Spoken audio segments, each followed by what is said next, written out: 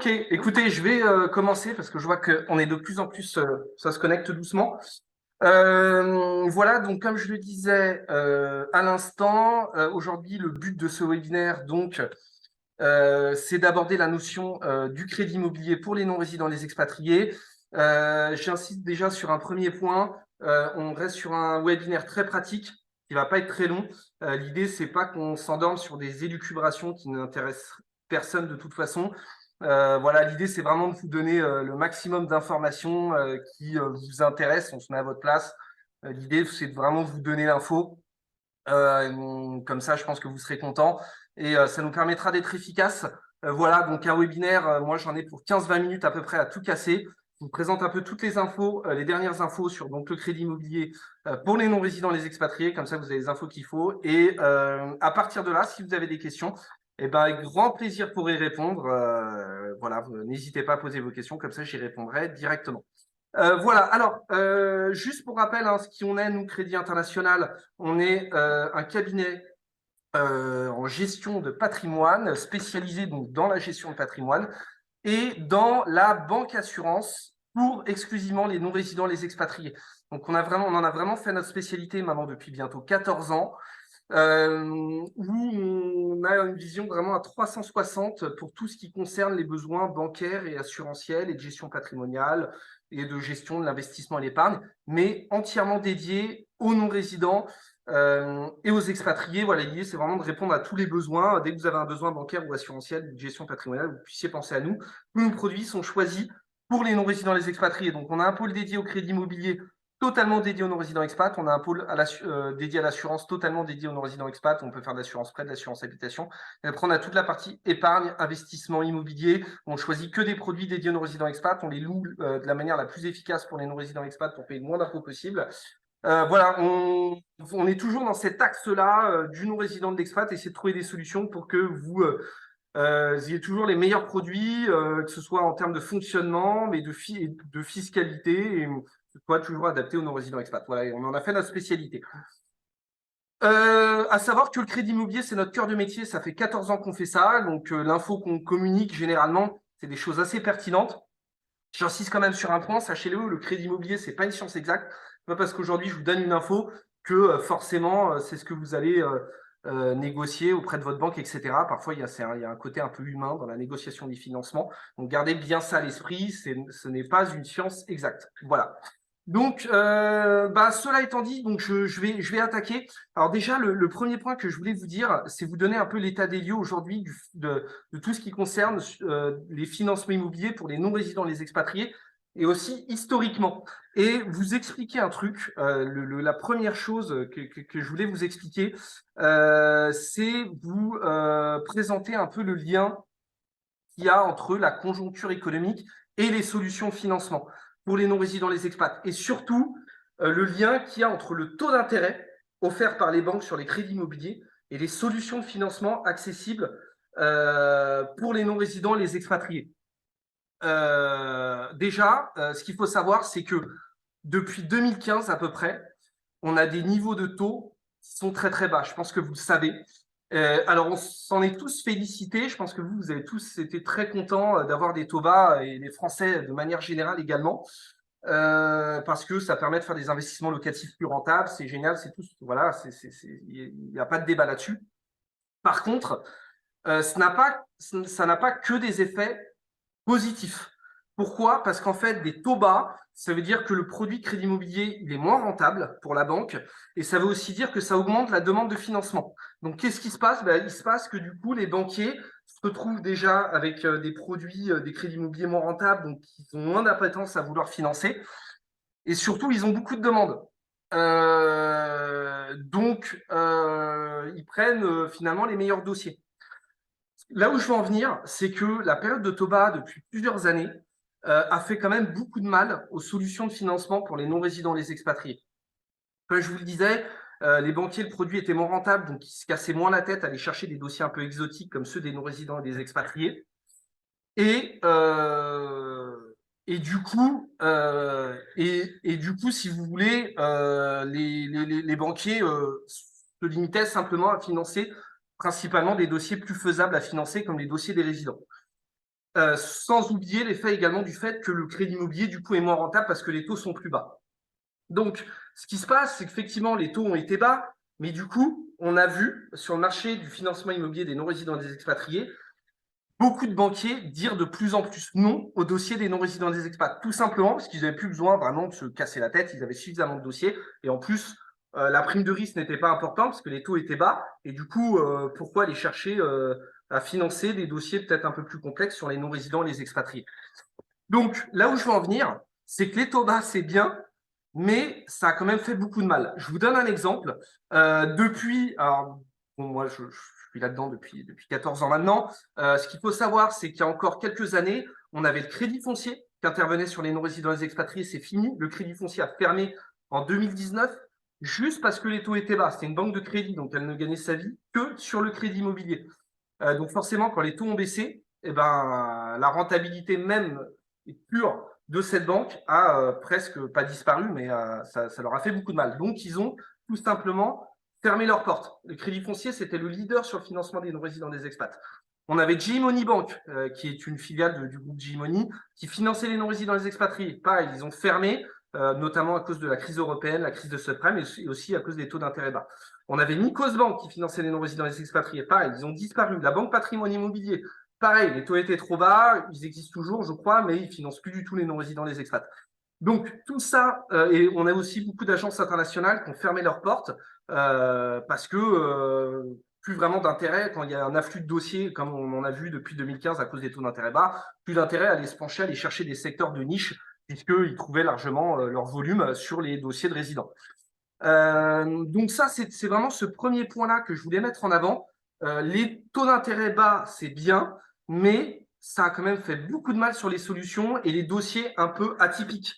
Évidemment, si vous rentrez dans les coûts, vous êtes fonctionnaire et que vous avez un financement pour votre résidence principale et que vous vous faites financer avec votre banquier en face de chez vous, évidemment, les taux bas, c'est génial parce que vous allez quand même avoir votre crédit, votre banquier va être content de vous financer.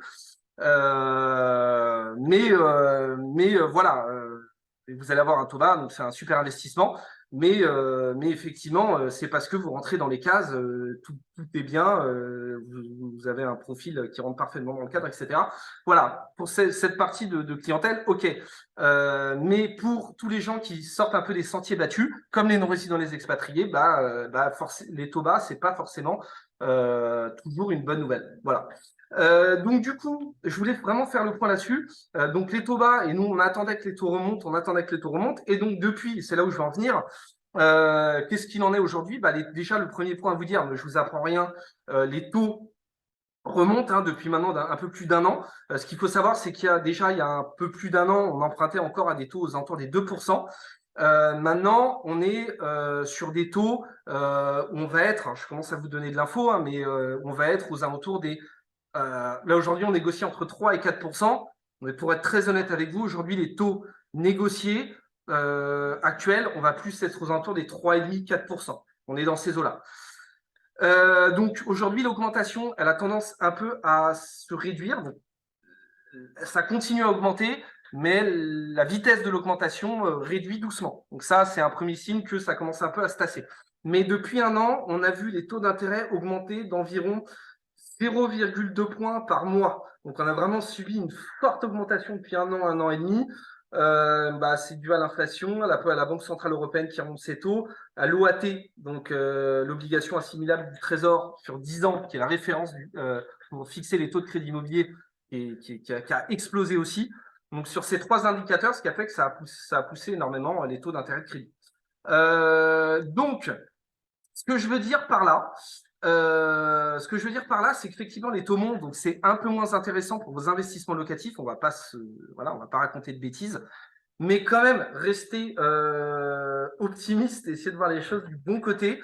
Ça va donner un peu d'air aux solutions de financement pour les non-résidents, les expatriés. Enfin, voilà, on a vu les choses se rétrécir depuis plusieurs années et les choses vont se mettre en place doucement pour plusieurs raisons. C'est exactement les raisons que je vous ai citées tout à l'heure. Les taux vont remonter, donc il va y avoir moins de demandes de crédit.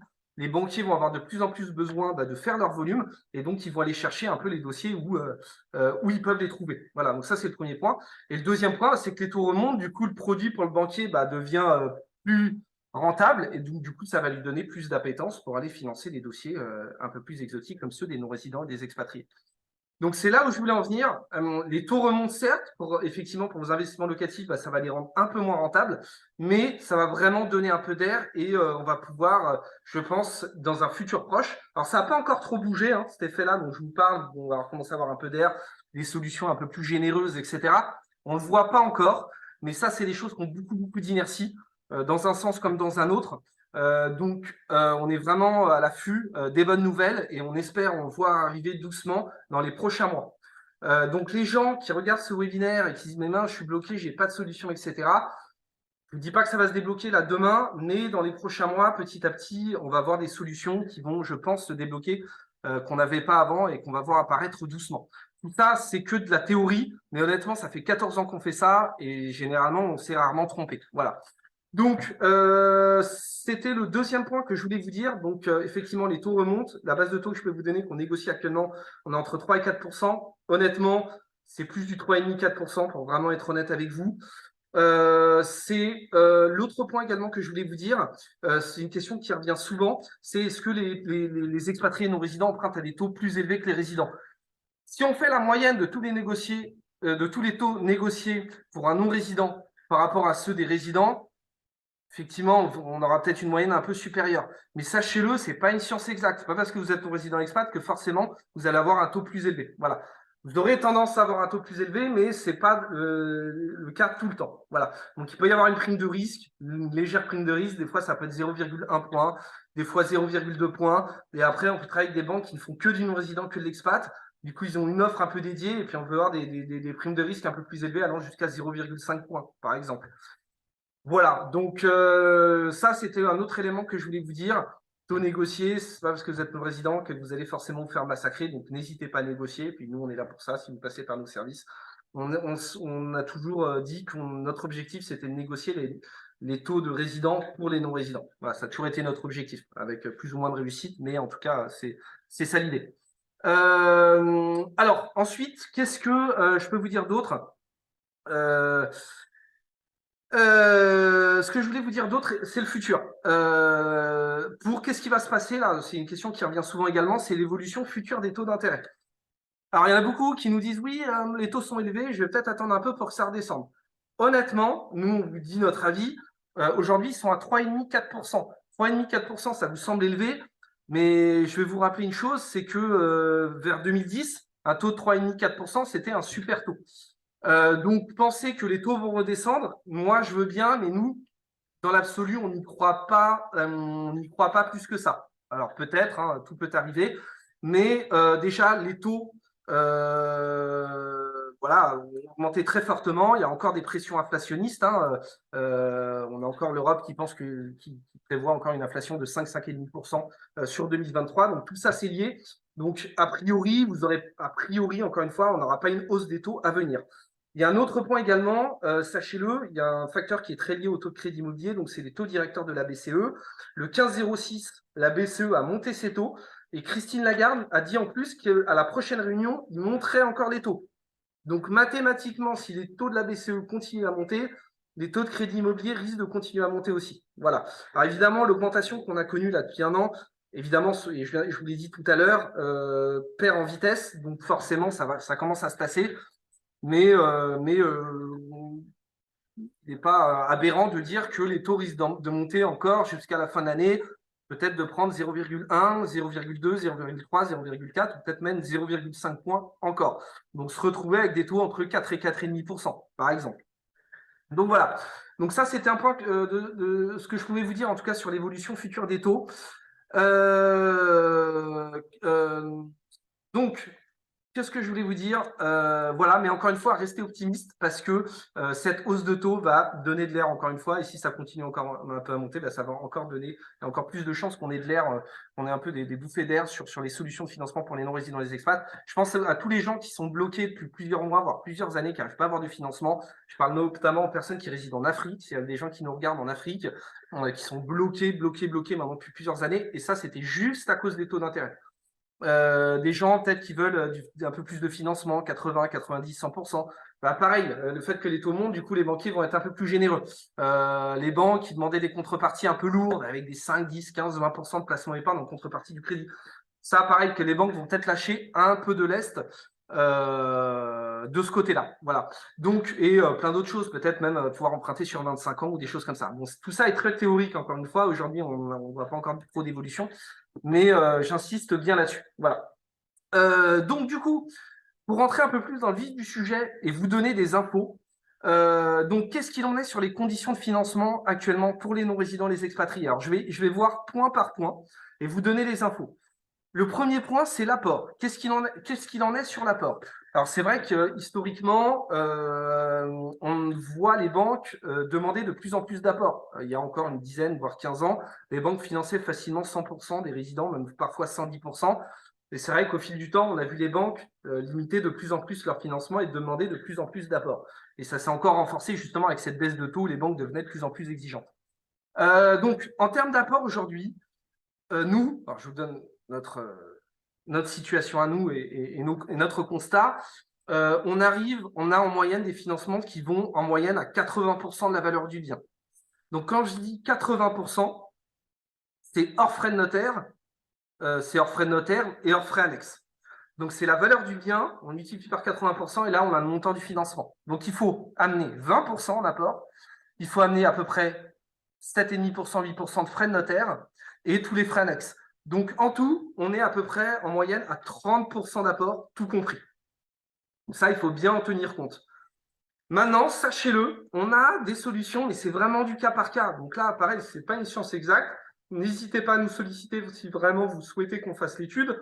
Mais on a encore quelques banques de derrière les fagots, dans le bon sens du terme, qui peuvent financer à 90% et même parfois 100%.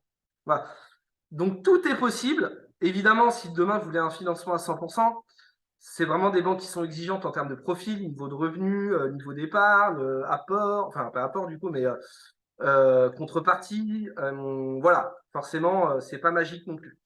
Mais voilà, ce qu'il faut retenir, c'est qu'on finance en moyenne 80% de la valeur du bien, hors frais de notaire et hors frais annexes. Donc ça fait 20% d'apport plus 10% de frais, donc 20% d'apport sur le projet plus 10% de frais de notaire et frais annexes. Donc ça fait un financement, un apport à peu près total de 30%. Maintenant, pour ceux qui veulent mettre le moins d'apport possible, pour ceux qui font de l'investissement locatif, voilà, des choses comme ça, on a des solutions quand même qui peuvent aller jusqu'à 90%, 100%, mais c'est vrai que ce sont des denrées rares. Hein. Je vais être honnête avec vous.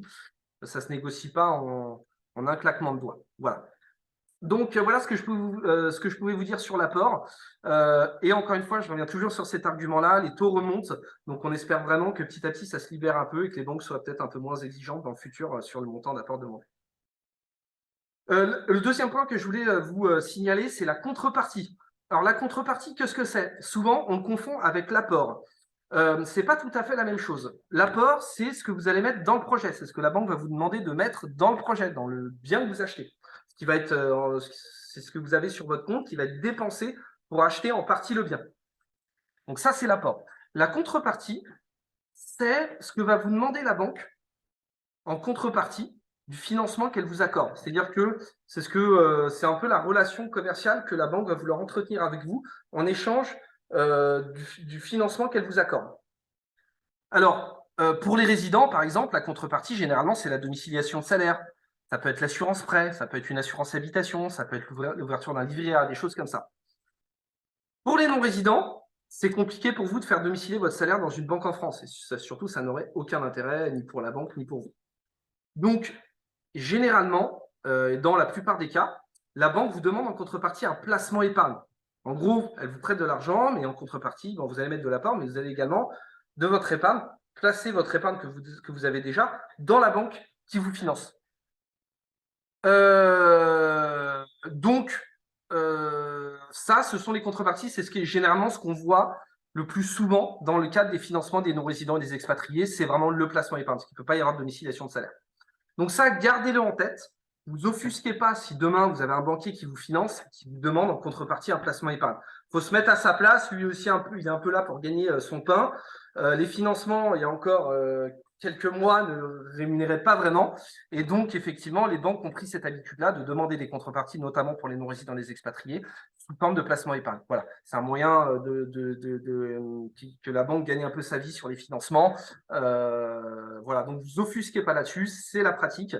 Donc voilà, en termes de contrepartie, quels sont les montants? Pour entrer un peu plus dans le concret, généralement, nous, ce qu'on constate, c'est que la banque va vous demander, il y a vraiment, ça va vraiment du simple au double. Vous avez des banques qui peuvent demander 10% de placement épargne, 10% du montant du prêt en placement épargne. Vous empruntez 10 000, si c'est 10%, il faudra placer 10% en plus dans les livres de la banque. Ça peut être 10%, il y a des banques qui demandent même 15%, on a même certaines qui vont jusqu'à 20, voire 25%.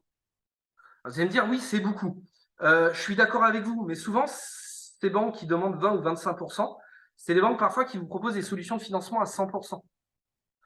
Donc, ça mérite réflexion. Pourquoi? Parce que si vous avez déjà cet argent-là dans les livres d'une autre banque qui ne vous sert à rien, puisqu'elle ne vous finance pas, est-ce que vous n'avez pas plutôt intérêt à transférer l'argent, finalement? Et finalement, ça ne va rien changer pour vous. Ce n'est pas une dépense, c'est juste un transfert d'épargne. Et en échange, ça vous permet d'avoir un financement à 100%. Donc, vous voyez, c'est pas parce qu'une banque vous demande des contreparties, et même parfois un peu élevées, que ce sera forcément une mauvaise opération pour vous. Et souvent, on a des clients, quand on leur dit oui, bah, ça va être 20-25%, ah mon Dieu, non, c'est pas possible, machin. Et au final, en faisant les calculs, on se rend compte que le client, il a déjà l'épargne quelque part. En fait, il s'en fout, il fait le transfert, ça lui change rien, et en plus de ça, il arrête une relation avec une banque qui lui sert à rien pour en amorcer une avec une nouvelle banque qui, a priori, lui servira plus. Et puis, en échange, il a un financement à 100%. Voilà. Donc, la contrepartie, gardez bien ça en tête. Ne vous offusquez pas là-dessus. C'est une pratique bancaire, surtout pour les non-résidents SFAT, parce qu'il ne peut pas y avoir de domiciliation de salaire.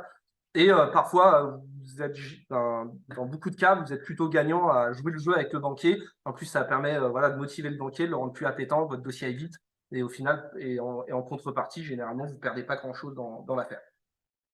Donc voilà, bien retenir 5. Alors, il y en a des banques aussi qui demandent 5%. On a même des banques qui demandent encore moins que ça, mais ça, c'est de plus en plus rare. Donc voilà, si vraiment vous voulez un financement et rien donner en échange, c'est possible.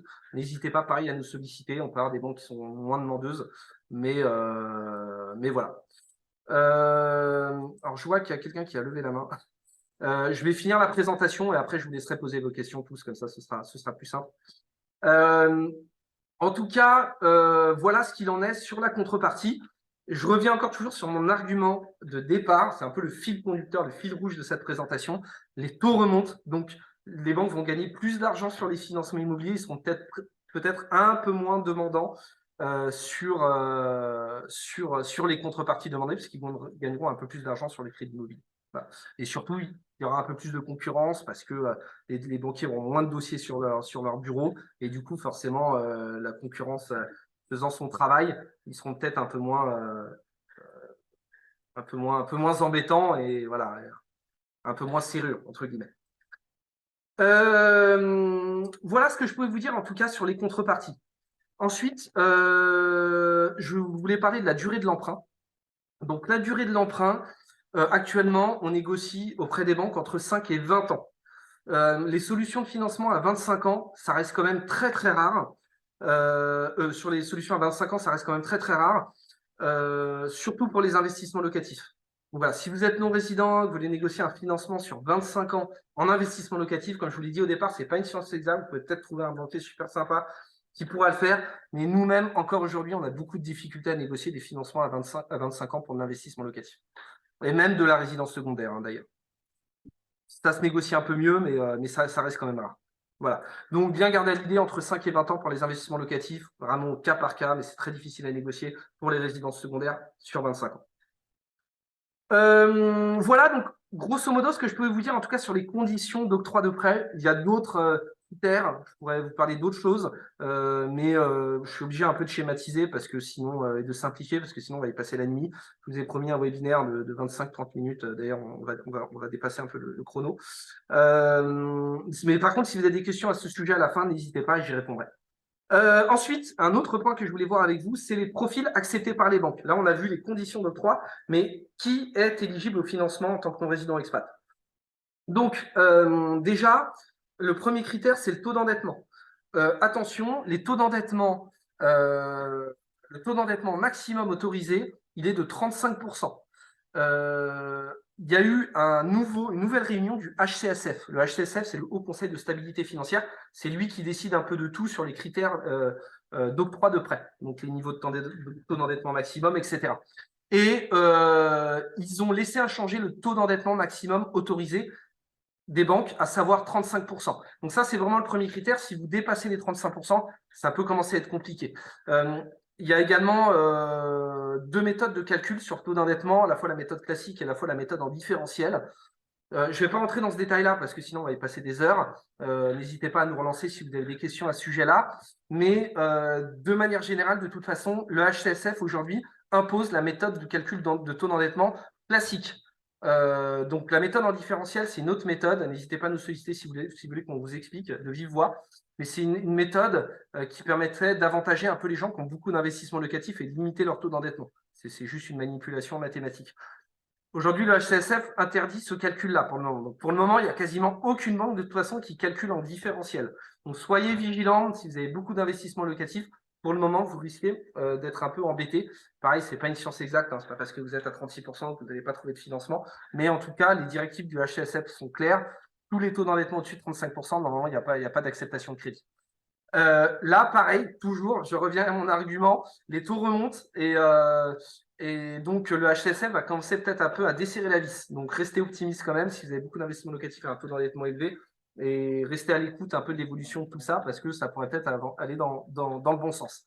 D'ailleurs, je terminerai le webinaire là-dessus, mais sachez-le, le HCSF a pris une décision justement le 13 juin on voit qu'il commence à desserrer un peu la vis. Comme quoi, ce que je vous dis et notre petite théorie commence à s'avérer exacte quand même.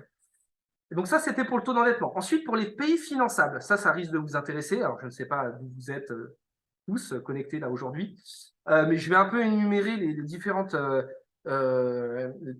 endroits dans le monde pour vous donner un peu ce qui, selon les localités, ce qui peut poser problème et les localités qui, au contraire, sont faciles à financer. Alors, je vais commencer par l'Europe. Si vous êtes en Europe, c'est vraiment la localité la plus facile à financer. Il y a une règle qui est simple déjà, dites-vous bien, la règle est simple, elle n'est pas compliquée. C'est que plus vous êtes dans un pays loin en termes de kilomètres et exotique, entre guillemets, j'aime pas trop ce terme-là, mais bon, je vous le dis quand même, plus c'est compliqué à faire financer. Voilà. Donc forcément, l'Europe, c'est ce qu'il y a de plus facile à financer, l'Angleterre, la Suisse, l'Espagne, l'Allemagne, l'Autriche, même voilà, la Pologne, l'Italie, enfin, voilà, l'Irlande, voilà. Donc tous les pays d'Europe, c'est vraiment les localités les plus faciles à faire financer, tout simplement. Ensuite, en autre localité, l'Asie. Donc l'Asie, ça dépend quel coin en Asie. Vous allez avoir voilà, c'est pareil, c'est toujours cette règle-là du côté exotique du pays et évidemment liée à la situation politique et économique du pays. Bon, en Asie, je pourrais vous citer la Corée du Nord. Voilà, bon, évidemment, là, c'est compliqué à faire financer. On n'a jamais eu de client Corée du Nord, mais voilà, c'était vraiment un exemple extrême. En tout cas, l'Asie, de manière générale, ça fonctionne bien. On y arrive. Ce qu'on retrouve beaucoup en Asie, c'est les grands fiefs d'expats, Singapour, Hong Kong, le Japon, la Chine. Voilà, je pourrais vous citer la Russie, qui est à cheval entre l'Europe et l'Asie, très difficile à faire financer, ça on oublie, surtout en ce moment d'ailleurs. Mais voilà, les grands pays asiatiques, j'ai envie de dire, un peu occidentalisés ou développés, plutôt, ça passe. De manière générale, on n'a pas trop de soucis, donc ça fonctionne plutôt bien. Voilà. Mais il y a quand même quelques exceptions, hein, bien évidemment. Voilà, après, c'est du cas par cas. Mais l'Asie, c'est loin d'être le continent le plus compliqué. Ensuite, on a l'Océanie. Donc l'Océanie avec l'Australie, la Nouvelle-Calédonie, la Polynésie, la Nouvelle-Zélande. En plus, français, on y est un peu. Donc là, pareil, c'est pas très compliqué, on y arrive. Je pense pas qu'il y ait beaucoup de gens en Océanie là qui nous regardent aujourd'hui, donc voilà, il est un peu tard, mais voilà, grosso modo, pareil, c'est pas une localité très compliquée à faire financer, c'est pas la bête noire des banquiers. Ensuite, on a les États-Unis. Alors les États-Unis, on pourrait se dire ouais. très occidentalisé, pas vraiment exotique, très développé, très puissant économiquement, donc très facile. Oui, effectivement, sur cette partie-là, effectivement, ça se finance assez facilement, avec des beaux profils en plus. Mais c'est sans compter le côté un peu impérialiste américain et qui veut avoir la main un peu sur les résidents américains et qui a une politique assez forte, hein. Donc, notamment à cause de la loi FATCA, c'est une loi qui vient un peu renforcer la lutte contre le blanchiment, etc. Et donc, ils veulent tout tracer. Donc, à cause de cette loi-là, il y a aujourd'hui beaucoup de banquiers en France, enfin, du moins beaucoup de banques, qui ne veulent plus financer les résidents US à cause de cette loi-là, parce qu'ils se disent que, pas parce que, à cause du profil en lui-même du client, etc., mais plus à cause du fait que c'est plus compliqué en termes de démarches administratives, etc. C'est beaucoup de travail pour le banquier parce qu'il doit faire des comptes rendus annuels, etc. au fisc américain, tout ça. Donc, les États-Unis, ça se finance. On a encore des banques qui le font, il n'y a pas de souci. Mais le champ de négociation est un peu plus serré puisqu'il y a quand même des banques qui ont décidé de plus intervenir là-dessus. Voilà, à cause de cette fameuse loi FATCA. Mais ça, je ne vous apprends rien. S'il y a des résidents US qui nous regardent aujourd'hui, je pense que la loi FATCA, c'est un peu à votre bête noire à vous. Parce que, bon, même si ça part d'un bon sentiment de la part des États-Unis, ça amène quand même beaucoup de problématiques pour les résidents US. Et pas que pour le crédit immobilier d'ailleurs. Ensuite, on a l'Amérique du Sud et centrale. Voilà, c'est vraiment du cas par cas. C'est pas une localité très facile à faire financer. Voilà, ça va vraiment dépendre du pays. Je sais pas, le Chili, par exemple, on en a de temps en temps du Chili. C'est pas très facile, mais c'est pas blacklisté non plus. Donc voilà, c'est un peu l'Amérique du Sud, l'Amérique centrale, c'est un peu entre deux chaises. Ça va vraiment être au cas par cas en fonction du profil, en fonction de ce que vous faites, en fonction de votre profil à vous, etc. Voilà, donc ce que je peux vous dire là-dessus. Ensuite, il y a tout ce qui est Moyen-Orient, donc principalement les Émirats, Dubaï, Abu Dhabi. Ça va, ça fonctionne bien que, encore toujours à cause de cette baisse de taux qu'on a vu depuis plusieurs années, pardon, on a vu quand même quelques banques resserrer un peu la vis sur Dubaï, les Émirats, à cause de problèmes de traçabilité. C'est vrai que bon, fiscalement, c'est très allégé là-bas, donc on a moins de documents dans les dossiers de crédit. Donc les banques sont un peu plus, voilà, commencer un peu à s'alerter là-dessus. Donc, on a vu certaines banques fermer les solutions de financement pour les résidents dubaïotes, et émiratis. Mais voilà, on a quand même aujourd'hui pas mal de banques qui continuent à financer cette localité-là. Donc voilà, c'est un peu comme les États-Unis. Ça se finance, mais le champ d'action est quand même un peu réduit. Voilà. Et je finis enfin par la localité qui, pour le coup, est vraiment la problématique aujourd'hui pour les banques. C'est l'Afrique. Et j'en suis navré. C'est vraiment la partie du monde la plus difficile à faire financer.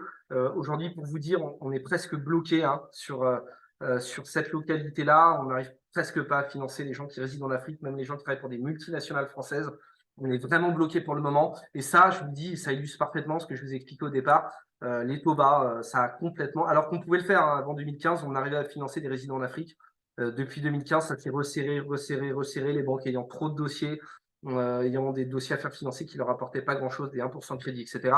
Se sont dit stop pour l'Afrique, c'est trop compliqué, les dossiers sont trop complexes, il y a trop de problématiques liées à l'administration, la lutte anti-blanchiment, etc. Et c'est vrai qu'en Afrique, on fait encore beaucoup on paye aujourd'hui encore beaucoup en espèces, il y a encore beaucoup de pratiques, on ne peut pas tout tracer. Donc voilà, donc c'est malheureux. Voilà, mais honnêtement, c'est malheureux. C'est pour ça qu'on insiste bien là-dessus. On est toujours là pour défendre les droits des non-résidents, des expatriés, bec et ongle. Et puis on a vu sur plusieurs années voir ce cancer du taux bas, même si c'est bien quand même, détruire quand même certaines solutions qui étaient très intéressantes et qui aidaient plein d'expats dans le monde, notamment sur des localités voilà, comme l'Afrique. Mais donc, j'en suis navré si aujourd'hui vous êtes en Afrique. Je vous confirme qu'aujourd'hui, c'est encore compliqué, mais le message d'espoir que j'essaie de véhiculer dans ce webinaire vous est concerné plus que jamais aujourd'hui. Voilà, donc nous, on espère vraiment que là, que les taux continuent un peu à monter, enfin gentiment encore, pas trop non plus, et qu'on puisse voir arriver des solutions enfin à nouveau pour l'Afrique. Voilà. Ensuite, un autre critère, je vais essayer d'accélérer, mais après j'aurai fini. Un autre critère pour l'éligibilité de votre financement, c'est votre statut professionnel. Ça, c'est super important. C'est comme le pays de résidence. Et là, la règle, elle est simple. Et c'est un peu comme le pays de résidence. Dites-vous bien que plus vous travaillez pour une grosse société, donc plus sa taille est grosse, et plus elle est connue dans le monde, plus vous êtes facile à faire financer. Donc ça, c'est une règle qui est aussi simple que pour l'histoire de la localité. Donc en gros, si vous travaillez pour Microsoft, Amazon, voilà, bah, dites-vous bien que vous avez un profil qui est très facilement finançable pour une grosse autre société. Et également, ce qui joue également positivement, c'est en plus si elle est française. Si c'est une grosse société, si vous travaillez pour Lafarge ou L'Oréal, là, vous êtes vraiment au top pour être financé. Là, ça devient vraiment très facile à être financé. Et inversement, et c'est vrai qu'il n'y a pas de justice dans le crédit immobilier, voilà, j'en suis navré, hein, mais je le pense comme vous, mais plus vous êtes travaillé pour une petite entité et pas connue, plus ça va être compliqué. Et donc là, pareil, pour reprendre l'exemple dans l'autre sens, donc l'exemple extrême, si vous êtes à votre compte, aujourd'hui, je vais être très clair, c'est très, très compliqué à faire financer. Tous les gens à leur compte et employeurs, c'est pour ça que je vous dis, il n'y a pas de justice. Aujourd'hui, on a très, très peu de solutions, voire quasiment pas aucune, mais presque plus aucune. Et là, toujours le même argument. On avait des solutions avant 2015, les taux bas, on fait voler en éclats justement les solutions qui existaient pour les non-résidents, les expatriés, pour les employeurs et les indépendants, notamment. On a négocié beaucoup avec le crédit foncier, qui a tout simplement disparu. Donc voilà, donc là pareil, message d'espoir quand même, les taux remontent, donc on verra peut-être des banques qui vont voir avec des taux à 4%, qui vont se mettre à nouveau à faire de l'argent avec des crédits immobiliers, qui vont dire tiens, on peut refaire de l'argent avec des employeurs et des indépendants qui résident hors de France. Et ça, on le souhaite, voilà, on travaillera là-dessus en tout cas. Mais aujourd'hui, bah voilà, la règle est simple, plus vous travaillez pour une société connue, plus elle est grosse, plus c'est facile, et inversement. Écoutez, voilà, après les deux derniers points, c'est le projet en lui-même également joue pas mal. Si vous achetez une maison complètement délabrée au milieu au milieu je sais pas, du Cantal ou du Larzac, perdu au milieu de nulle part, ça va être évidemment beaucoup plus difficile à faire financer que un bien immobilier dans le 15e arrondissement à Paris refait à neuf. Voilà. Donc ça, c'est un autre point également.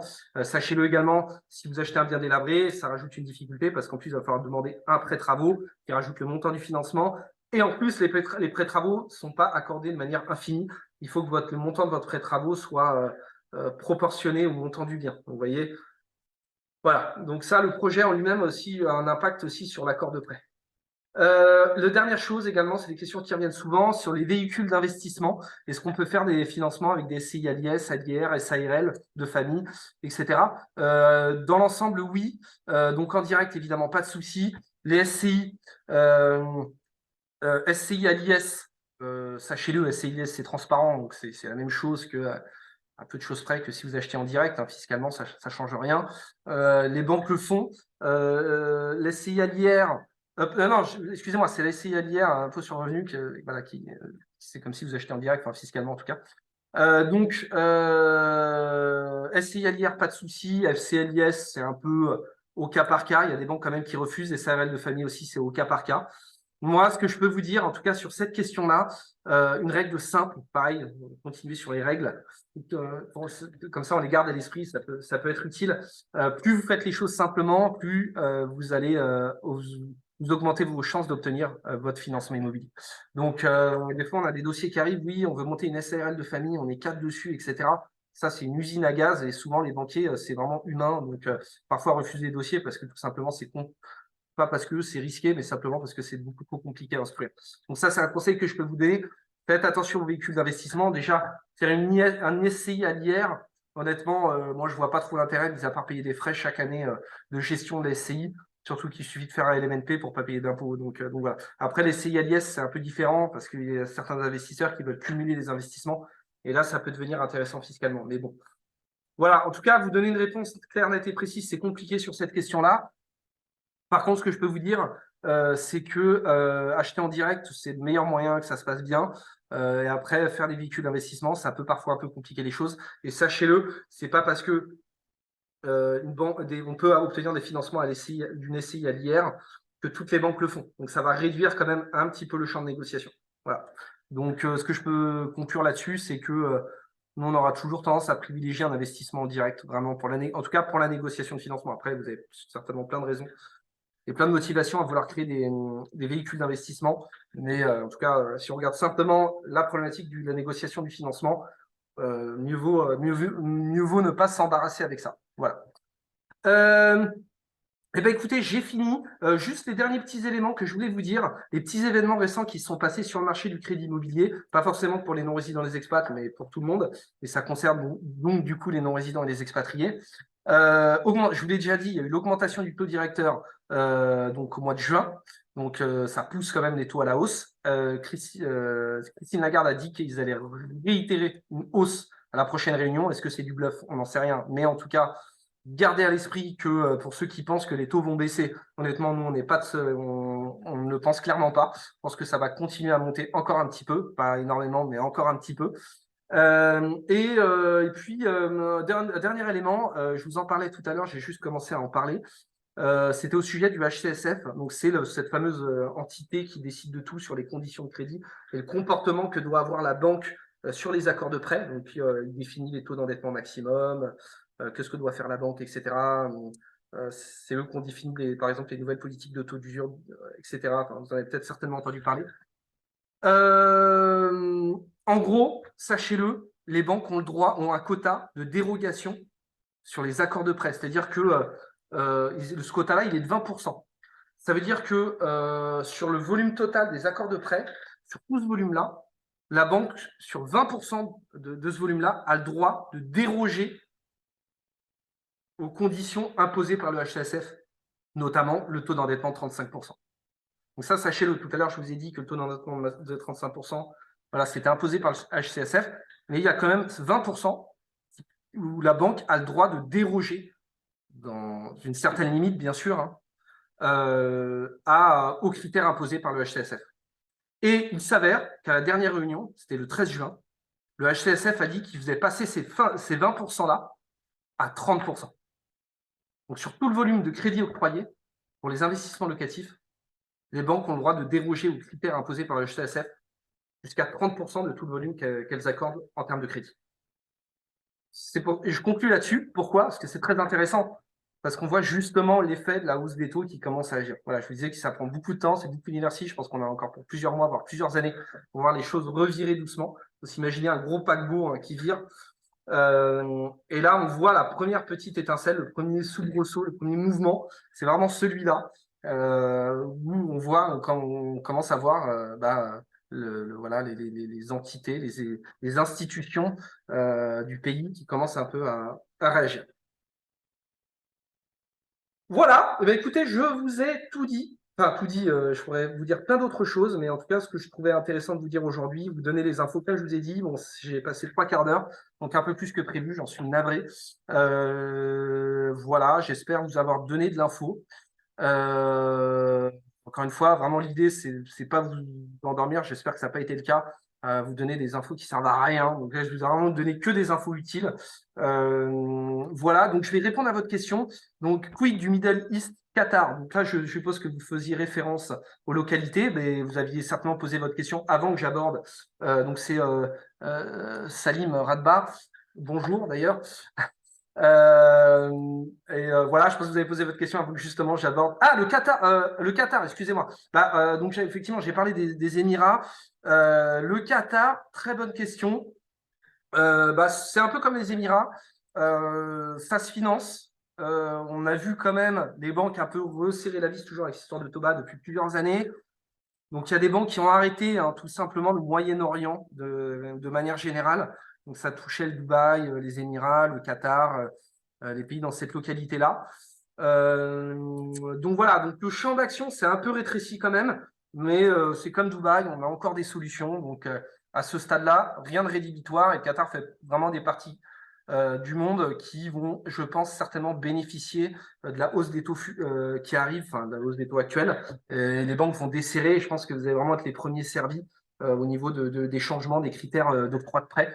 Et voilà. Mais au jour d'aujourd'hui, le fait d'être au Qatar n'a rien de rédhibitoire. Il y a encore des banques qui financent des gens au Qatar. Donc voilà, c'est un peu comme Dubaï, Dubaï ou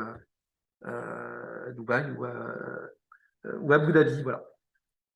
Alors, ensuite, une question de Sébastien El Meknassi qui pose pareil la même question sur le Canada. Alors effectivement, j'ai parlé de pas mal de localités, même de l'Amérique du Sud, de l'Amérique centrale, mais je n'ai pas parlé de l'Amérique du Nord. Enfin, si, des États-Unis, mais bon, pas de l'Amérique du Nord, Nord. Le Canada, pas de souci. Vraiment, ouais, d'ailleurs, j'aurais dû le mettre dans ma liste, je suis navré.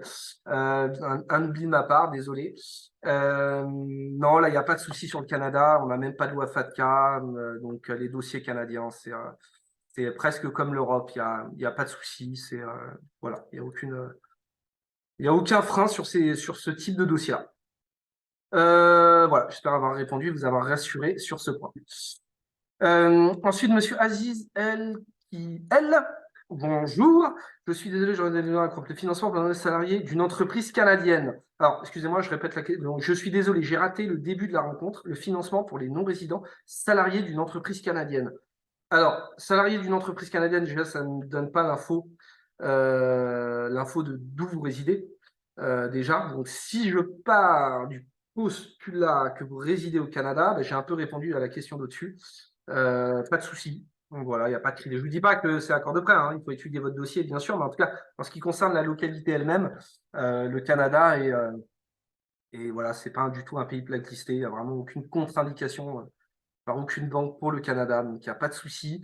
Salarié d'une entreprise canadienne. Après, alors c'est deux questions en une. Sur la partie de votre profil à vous, en tant que salarié, salarié. Donc, si vous avez suivi le webinaire, c'était pas au début. Je le disais qu'effectivement, salarié, c'est un bon point. Après, il faut voir la société pour laquelle vous travaillez, pas qu'elle soit trop petite non plus. Mais bon, à partir du moment où vous êtes salarié, si vous voulez, c'est pas très grave, dans le sens où la banque va pas vraiment. Enfin, toutes ne le font pas, mais il y a beaucoup de banques qui ne regardent même pas du coup. À partir du moment où vous êtes salarié, regardent même. C'est pas juste, hein, je suis d'accord avec vous, il n'y a même pas de logique, mais parfois, ils ne vont même pas regarder la société. À partir du moment où vous êtes salarié, ils considèrent que vous êtes protégé. Et puis voilà. C'est un peu un comportement à la française appliqué aux autres pays, donc c'est pas très logique, mais voilà. Donc, du coup, salarié au Canada, j'ai envie de dire, en tout cas, sur ces deux critères-là, aucun souci. Évidemment, après, il faut regarder le taux d'endettement, il faut regarder votre profil, il y a plein de choses à regarder. Et sur ces deux critères-là, il n'y a pas de contre-indication, en tout cas.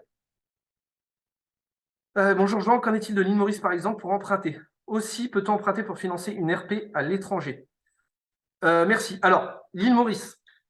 L'île Maurice, bon, je pense pouvoir dire sans me tromper que c'est en Afrique.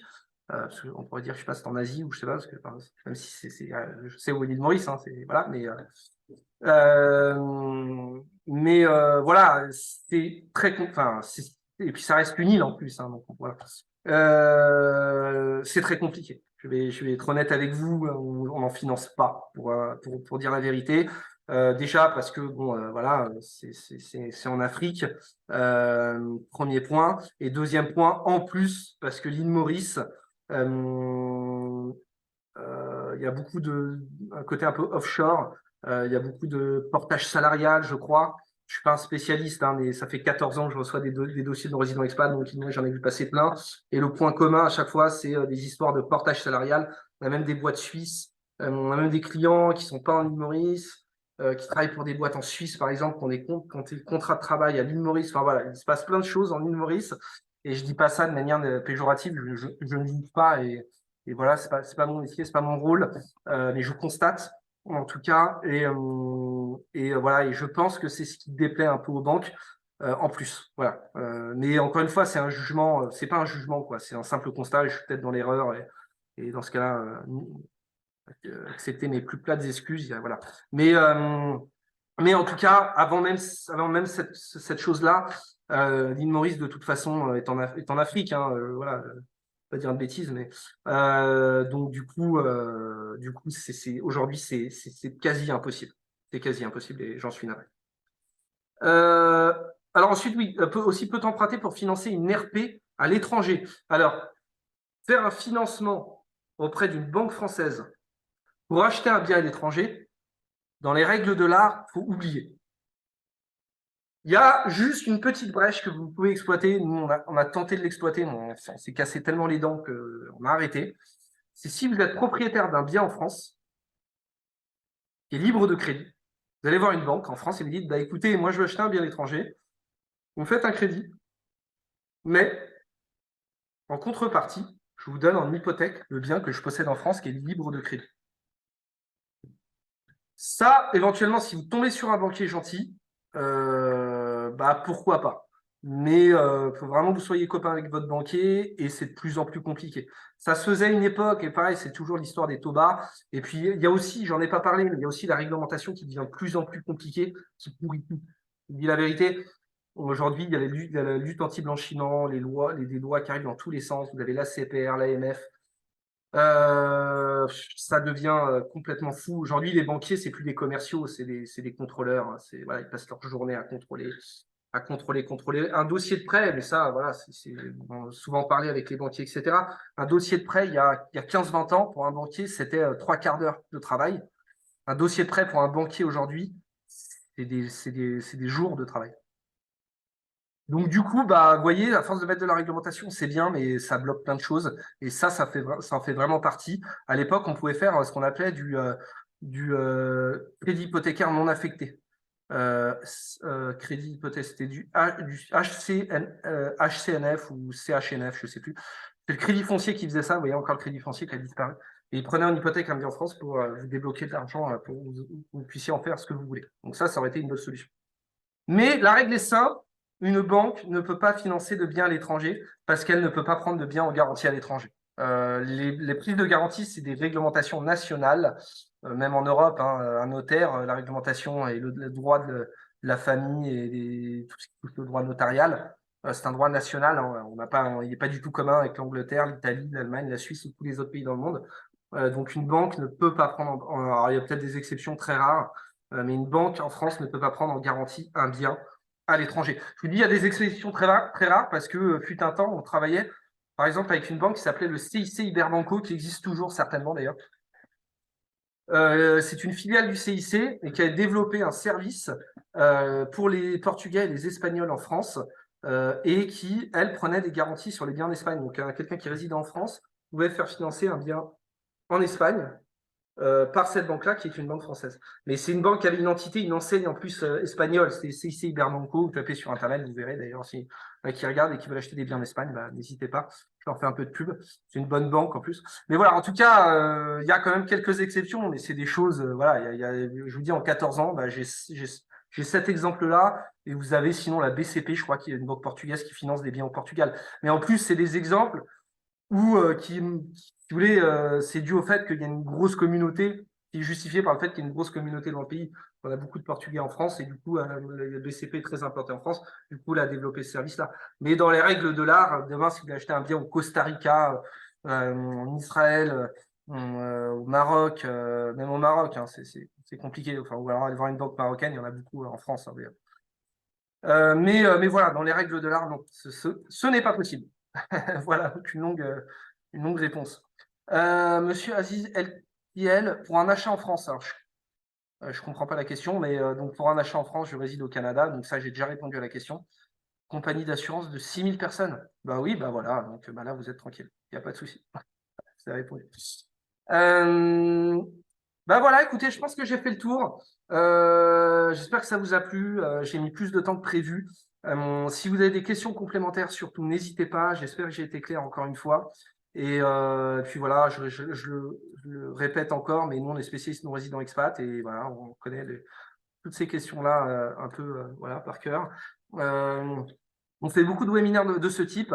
Je vous donne quelques tips actuellement. Si vous voulez faire de l'investissement locatif, je vous le dis, le bon plan du moment qu'on fait actuellement, c'est les SCPI. Pensez-y, vraiment, je vous le dis.